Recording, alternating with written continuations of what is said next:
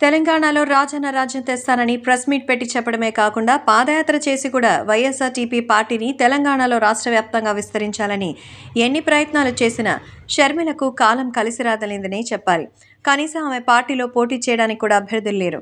ఒకానొక సమయంలో తన పార్టీని కాంగ్రెస్లో విలీనం చేయాలని నిర్ణయం తీసుకున్న కాంగ్రెస్లో ఉన్న కొంతమంది సీనియర్ నాయకులు ఆమె రాకను అంగీకరించలేదు.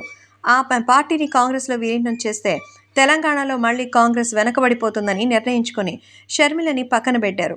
ఇక కాంగ్రెస్లోని కొంతమంది సీనియర్స్ తనని కావాలని దూరం పెట్టారనే కోపంతో షర్మిల మీడియా ముఖంగానే నేను తెలంగాణలో 119 నియోజకవర్గాల్లో పోటీ చేసి కాంగ్రెస్ని ఓడగొడతానంటూ శపథాలు చేసింది.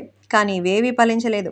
చివరికి ఎన్నికల రోజులు దగ్గరకొచ్చానగా కాంగ్రెస్లో నా పార్టీ విలీనం చేయకపోయినా నేను ఈసారి ఎన్నికల బరిలో నుంచి తప్పుకుంటాను, నా పూర్తి మద్దతు కాంగ్రెస్కేనంటూ సంచలన నిర్ణయం తీసుకుందైతే కాంగ్రెస్లో తన పార్టీని విలీనం చేసే కంటే ముందే ఆంధ్రప్రదేశ్లో ఆమెకు కీలక పదవి ఇస్తామని కాంగ్రెస్ వాళ్ళు చెప్పినా ఆమె వినలేదు.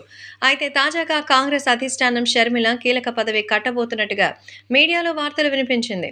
వైఎస్ షర్మిలను కర్ణాటక నుంచి రాజ్యసభకు పంపించి అక్కడ ఆమె గళం వినిపించేలా కాంగ్రెస్ అధిష్టానం నిర్ణయం తీసుకుందట. అంతేకాకుండా కాంగ్రెస్లో ఆంధ్రప్రదేశ్లో కూడా ఆమెకు ఆహ్వానం ఉంటుందని, ఆమె ఒప్పుకుంటే ఏపీ కాంగ్రెస్లో ఆమెకు కీలక పదవి ఇస్తామని ఏపీ కాంగ్రెస్ చీఫ్ గిడుగు రుద్రరాజు ఇటీవలే చెప్పారు.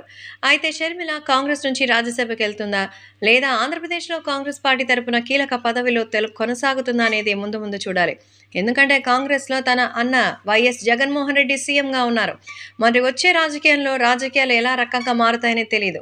ఒకవేళ ఆమె ఆంధ్రప్రదేశ్ నుంచే తన అన్నకి ఎదురెళ్లాల్సి వస్తుంది. సో అన్నకి పోటీగా షర్మిల దిగబోతోందని తాజాగా సమాచారం. ఇదంతా కూడా కాంగ్రెస్ ప్రయత్నమేనని తెలుస్తోంది. మరి హైకమాండ్ ఏ నిర్ణయం తీసుకుంటుంది? కర్ణాటకకు వెళుతుందా, ఆంధ్రప్రదేశ్కి పంపిస్తుందా అనేది ప్రస్తుతం ఆసక్తికరంగా మారింది.